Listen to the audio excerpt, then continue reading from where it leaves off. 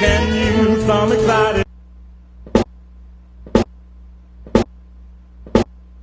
Let's fly away. Come fly with me, let's float down to Peru. In Lima Land, there's a one-man band, and he'll toot his flute for you. Come fly with me, let's take off in the blue. Once I get you up there, where the air is rarefied, we'll just glide, starry-eyed. Once I get you up there, I'll be holding you so near. You may hear angels cheer when we're together. Weather-wise, it's such a lovely day. Just say the word and we'll beat the birds down to Acapulco Bay. It's perfect for a flying honeymoon. They say, come fly with me, let's fly away.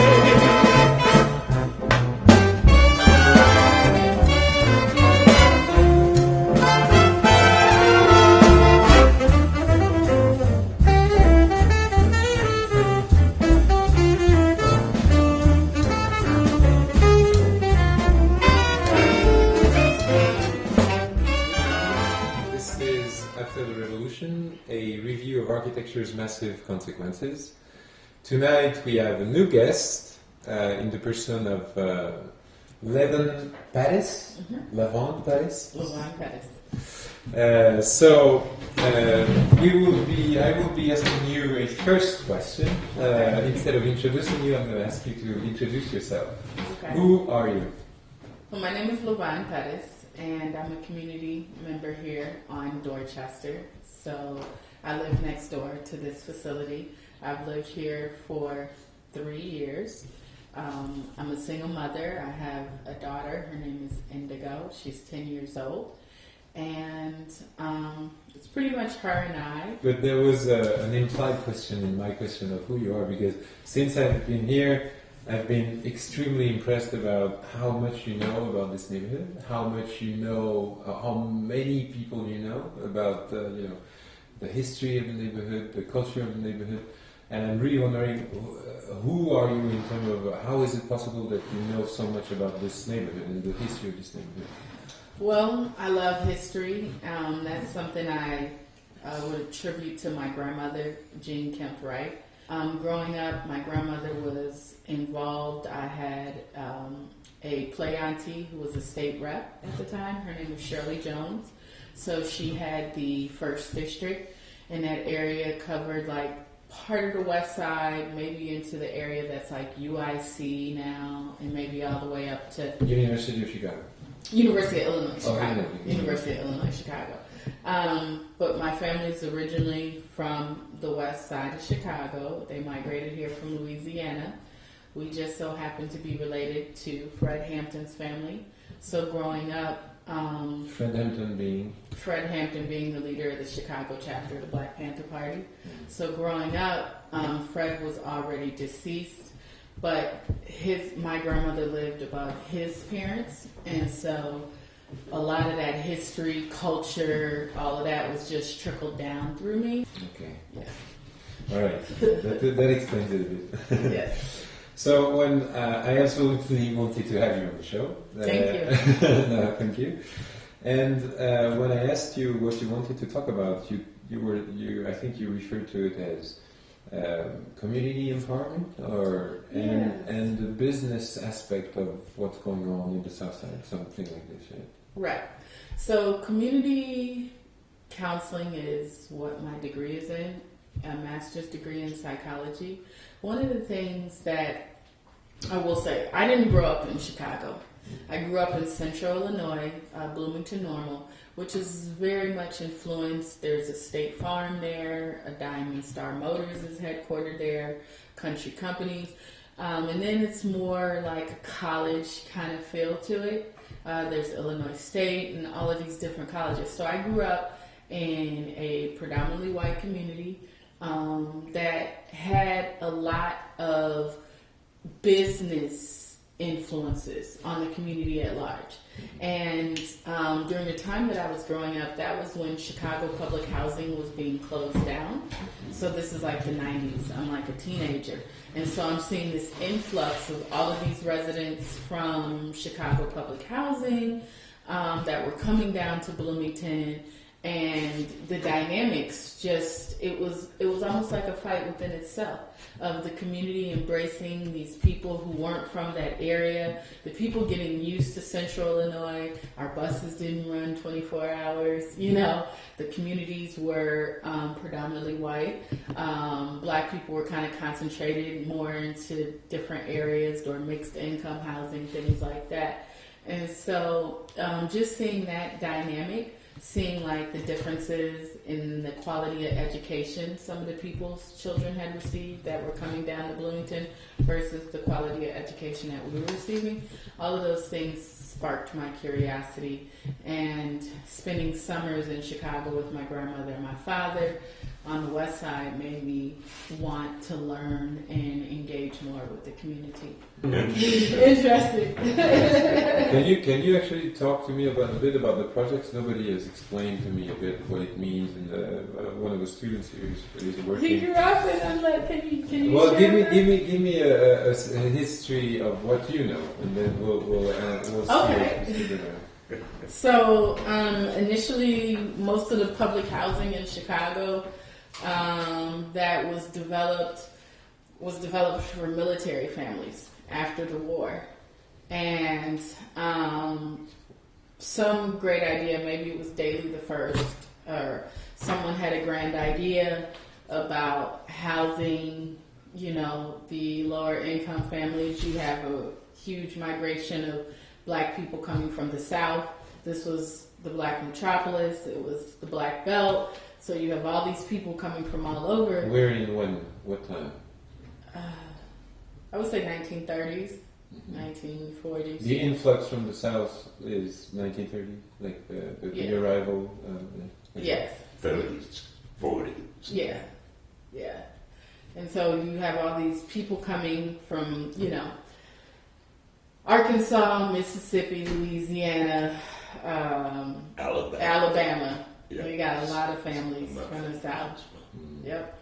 And they came up here and they got settled, and a lot of people talk about how public housing ended up becoming it was a great idea, but then it ended up becoming one of the worst things to happen to urban areas because of the lack of quality infrastructure. The way that the people were all massed in there together. Sometimes. So there's been a shift of population between the army people and the African American coming from the South. Mm-hmm. Mm-hmm. And so when we're talking to projects I've heard about Cabrini Green, which was probably, I assume, one of them. Mm-hmm. But then what else? Like how many projects, as you call them, were there? Like, was it a big spread out infrastructure? It was huge. Yes. It was huge. From what I hear, once the projects closed down, which was like 98, 99, 2000, once they started closing on down, they say Chicago lost almost 250,000 of the people. And so they realized it wasn't working, and they decided they were going to start closing them down.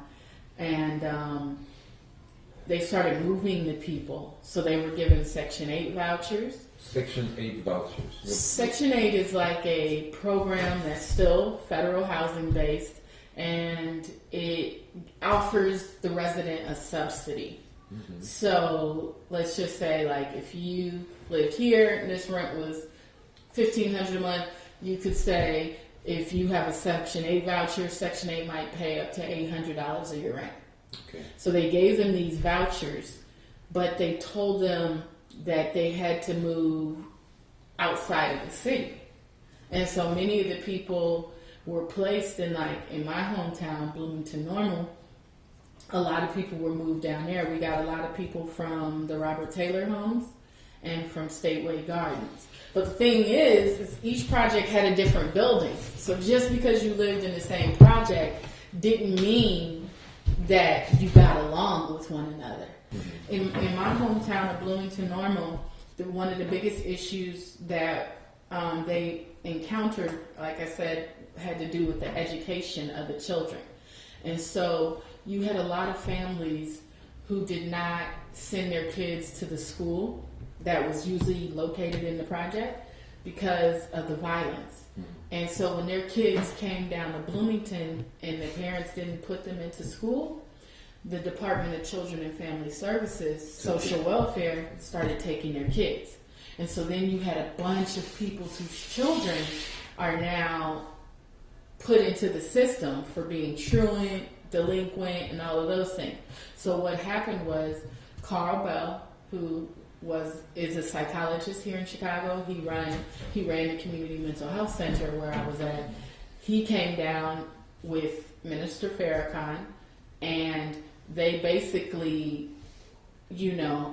told the state that they were doing something illegal and that they weren't giving these families a chance, and it was a whole big controversy, but they actually stopped snatching all of those children up as wards of the state. When you say snatching them up, meaning like since they were not in school, where would they go?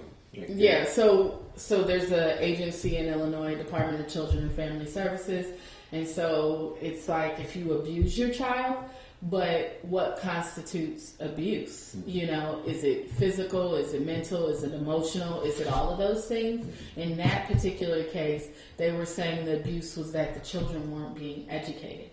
And the parents were saying, oh, it's not that we didn't want to educate our kids. We just came from a area that is so violent that we decided I can't send my kid out of their apartment. But I feel like the projects at one time, it wasn't just like when my grandparents were growing up, they talk about the projects in such a beautiful way. It was a lot of families. Like my family, there's like 8 other families that came out of the same Robert Brooks projects that my family does an event for every year. And we get all of those families together and their children. It was like a communal thing, It was like everyone knew who your grandmother was or your auntie was or who you belonged to. And they looked out for you. But I think over the years, once the drugs got involved, and then the whole, when you look it up, like the drug industry a day in the projects was like so much money was being made. Displacement of population, which is what you're describing, also happened with Katrina. Yes. So is it like from your understanding and the representation you have of your own history and of the one of your people, is that a pattern of displacement, or is it? I think so. I think from a historical, social context, that African American and minority communities, even when you think about World War II, what we did to the Japanese here in America, they took them from their homes and put them into these camps, and said because of the bombing of Pearl Harbor and these things, that these individuals could not move around the way that they needed to. I think the projects is something that was, totally different, but still in a way mastered in a way that the people. Yeah, that's the meaning of my question, because in this exhibition I'm referring to architecture as not necessarily the production of buildings, but mainly the way you would address it, saying more in terms of politics. I never see, at least when I was taught in architecture school, we were never told why we do buildings. You're there to make it beautiful, but then you realize, reading, once you step off the field of architecture per se as its own, golden legend and its heroes, and then you start to look at, also this is what the projects were about. Yeah. What I'm trying to see is if. My main question about this exhibition is that is there a way, is our reality designed? The way we design buildings. Are there ways or people, without necessarily going into conspiracy theory, but how is it the way? Why are things the way they are? Why is it that the black community is in the South Side? How did this happen? And more than the buildings in which they are, which is mostly what we look at as architects, I get the feeling that the real architecture would be why these people would be there. Then the building is only a consequence of the architecture. Yeah, you have to have buildings when they're there. Does that make sense? Yeah. Is there a pattern about the displacement of, I said African Americans and you said minorities in the history of the U.S.? Because I think it's then we could get architects to work on these issues instead. Right. I think the politics of land have been so that usually minorities are put in communities that were called the bottom, or communities that were, usually there's a railroad line. Usually there might be like in Pilsen, which was a historic, Hispanic community. There were all these coal plants in there. You also have different things that doesn't make the community, I feel like, appealing as far as to the larger population as a whole. I mean, a lot of people are really surprised that the Astor still lives on the South Side. People are like, why didn't he take his money and he moved to the Gold Coast? Or why didn't he do this? Or why didn't he do that?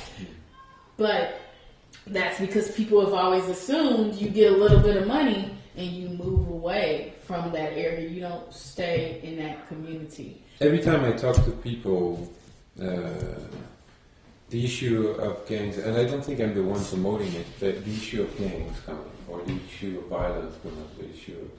And so I've seen, I wouldn't want this TV show to be like misportraying this community, which, I don't see. I'm sure they are, and I don't see, but that's not what I'm needing. Everybody's super nice. We've got a fantastic block party, and, and then Theaster is doing all these things with cinema, and so.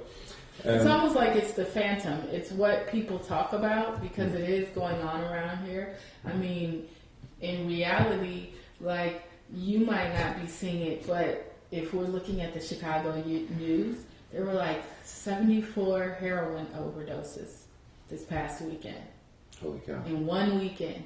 They say like a bad batch got out to the community. Got out. Yes. Someone brought in a bad batch. So that was since last Tuesday to be happening. My daughter is 10 years old. She actually wants to be an architect. Yeah, we need to talk about that later. Yeah, so I'm always asking people about mentorship programs. I mean, she's a girl.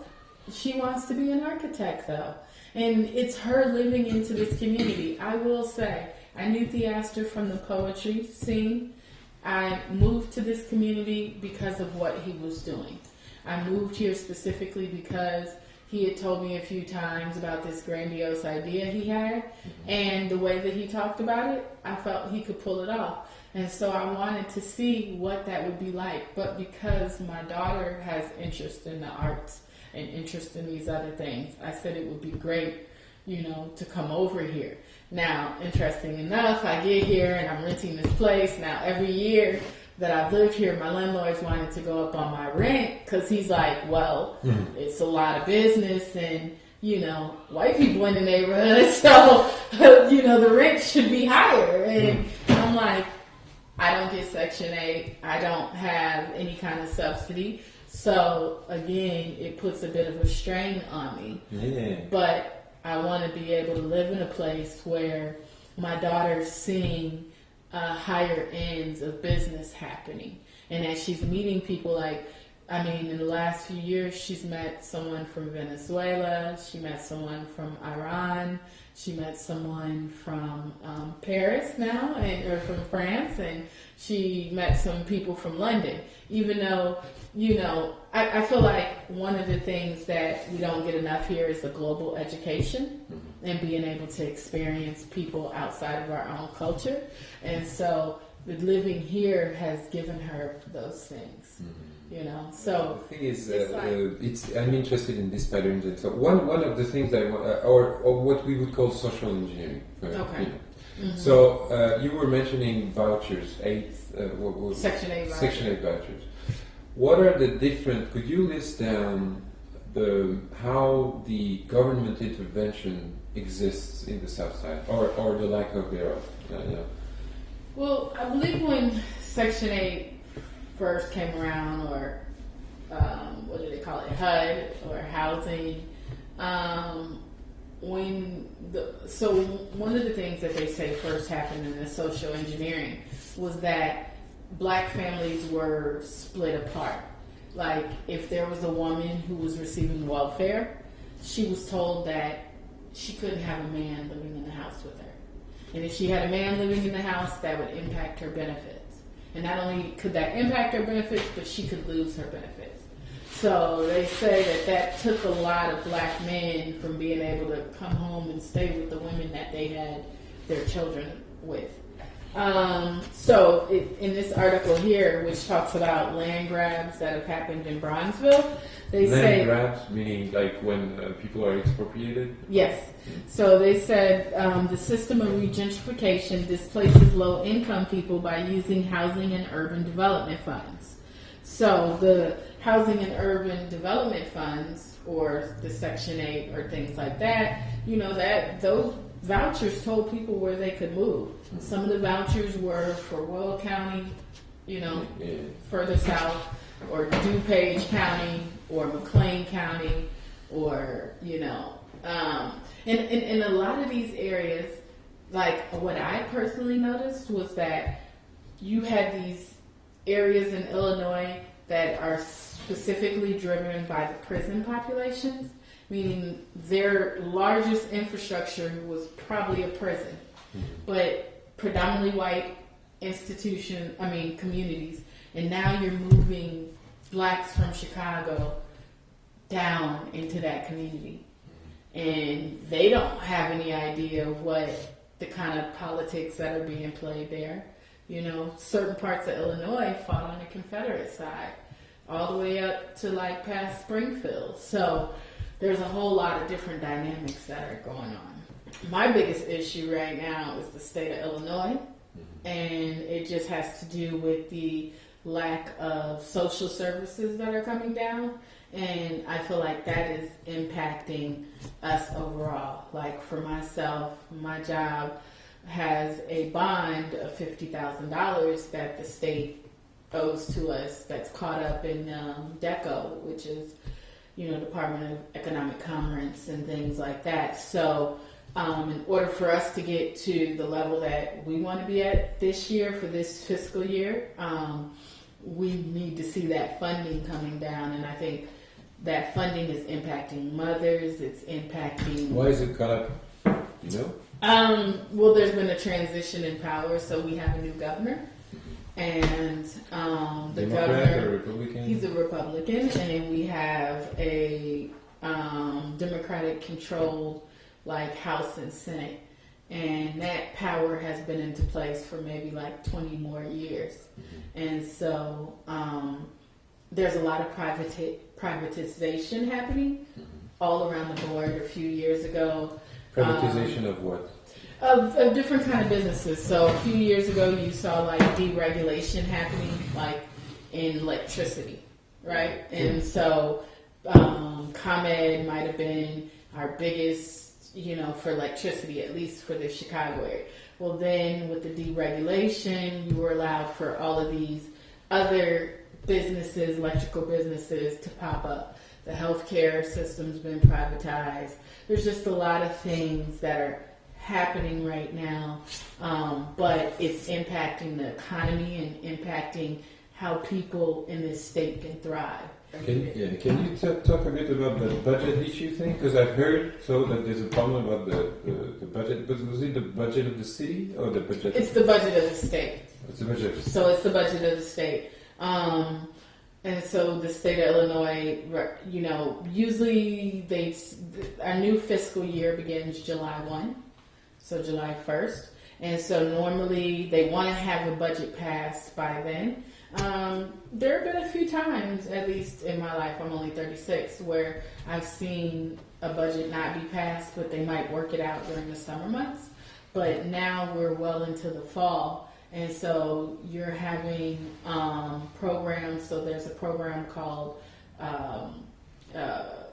it's called thode, and it usually helps people with their gas and their lights.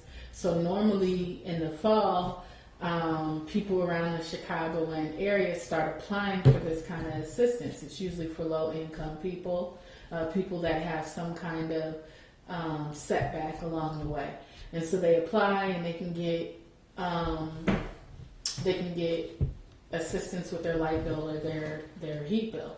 But those funds are exhausted right now. Yes. And without a new budget, there's nothing anyone can do. I actually was on the ComEd website today, and it said, look back in January of 2016.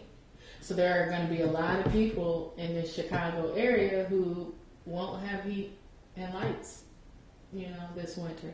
And that's the reality. And here it gets cold. Mm-hmm. There's also the thing with the child care, in that the funding was cut for child care. Not only was it cut... So is it cut or is it suspended? It's suspended right now, in that they were trying to make sure that the monies came through so that young women who went to college could still get the financial assistance that they had, and working mothers. But now they're trying to change all of the policies and say, if you make this amount of money, you can't qualify. And I think that is going to hurt a lot of people. I think right now where the state of Illinois is, you might see a lot of people leave this state just because of the economic status. And I was saying about Bloomington, Illinois. Mm-hmm. Mitsubishi just said they were going to cut like thousands of jobs. State Farm just said they were going to cut thousands of jobs. That's a critical part of that economy. Caterpillar in Peoria, which is a huge business and makes all the construction, trucks. Caterpillar. it's a really Shoes great. too. Yeah, it's really been essential, at least for me growing up, to the Illinois economy. And so now we're seeing these businesses, shut down or lay off a bunch of people. And so that's scary. Miss Lavon Pattis, thank you very much for joining me and trying to help us understand what's going on. And, appreciate it. I hope your students got some good information to ponder. I could see their eyes sparkle. And if you want to make a copy of this definitely. article. Yeah, very much so.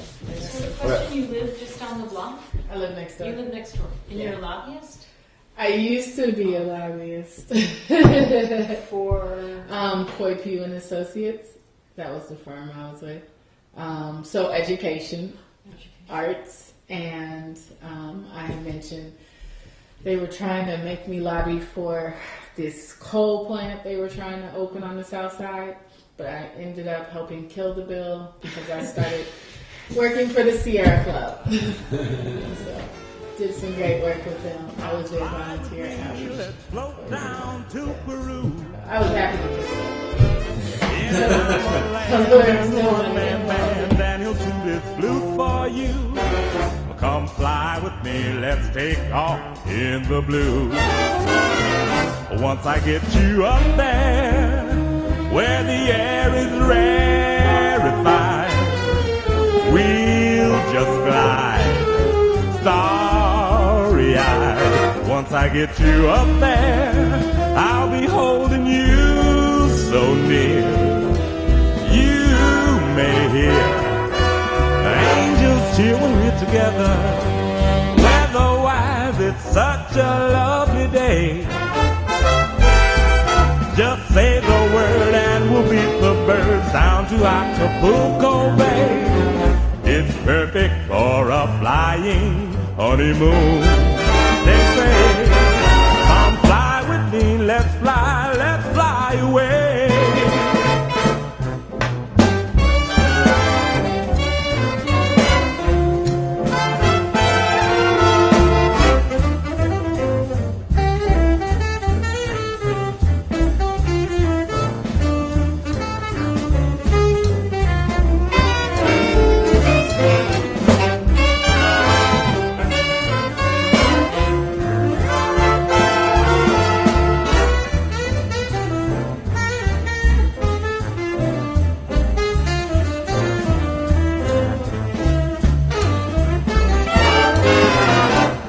get you up there where the air is rarefied, we'll just glide starry-eyed once I get you up there.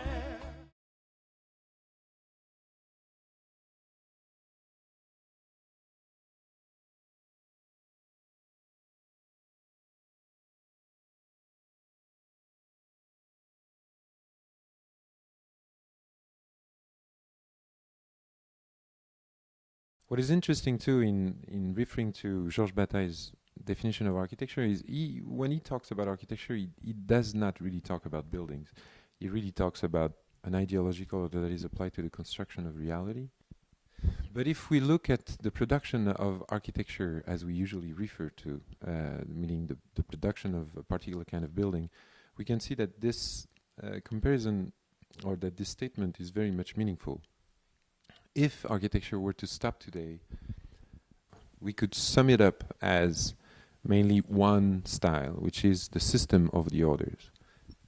The system of the order is a multi-millennial set of forms composed of 5 orders and a sum of regulating principles like symmetry, eurythmy, interproportionality of parts that has been applied to the production of building for several millennia. This formal system could be understood as the most important in the history of mankind. And when looking at it, what is interesting is that this set of form is actually a fraud, because the set of form is actually the result of a wood construction system. If you were to build a temple with a wood system, you would then very much arrive at the form that we all have on very imposing buildings. But most of these imposing buildings now, using the set of architectural orders, are made out of stone. And so, as we see in this document, the reconstruction of this formal system, inherited from a wood construction system, is extremely complex to build in stone. So this order that is the most important in the history of architecture is actually a very abstract set of form that is applied to materiality that it totally negates. There is no dialogue between the needs of the stones that carry this system and the system itself. We could also talk about the quest for the national order. You know, when the rise of nation-state was spreading all around Europe, a lot of countries were actually looking for a national order in order to put their style in the perpetuation of this 5 existing order, which would imply that this nation would be worthy enough to integrate and be part of this history of catalog of great civilization which is petrified in the formal system of the orders. So this means that we can really look architecture as a fraud or as a ritual practice. You know, we would apply a particular set of forms to the construction of buildings in order for those buildings to communicate the idea that the world has meaning, that the building is at its own scale an image of a world order in which every element has meaning. But this order does not only exist in the formal system of the orders. If we look at the exercise that was given at the École Polytechnique by the architect Durand, we can see that architects were not supposed to be concerned necessarily with how to house the people or how to follow a construction site, how to generate the economy of a building. The main exercise was, when you were given a land, an irregular land, how would you apply to it a set of forms, of volumes that would redecompose this irregularity into a succession of formal, basic spatial experiences. You know, you would then only go from a circle to a triangle. It is as if the anthropological function of architecture was to erase the chaos of reality and to substitute it with a perfectly ordered reality. It would go into pathological calculus and methods of proportions, spreading out hundreds of pages of architectural treatises in the 18th century, which main aim was to try to identify what ought to be the perfect relationship between a section of the column and its diameter. This is the architectural debate. This is what architecture is about. Once this ratio would be set, then the rest would follow, because the formal system of generation of forms of buildings was established by Vitruvius. Again, symmetry, interproportionality of parts, eurythmy, etc., etc. So it really seems here that architecture has nothing to do with buildings per se, buildings themselves. At some point in his writings, Bataille describes architecture as the mathematical order imposed on stone. It is using buildings in order to apply to them, at the scale of the small world that an architecture is, a model of reality. And the question is, what is that order? So this is why architecture really should be understood as a ritual practice, as an attempt to make one believe that the world has an order, that this is not chaos. André Bazin said about cinema, the cinema substitutes for our gaze a world more in harmony with our desires. We could paraphrase him in saying that architecture substitutes to our world a world more in harmony with our desires.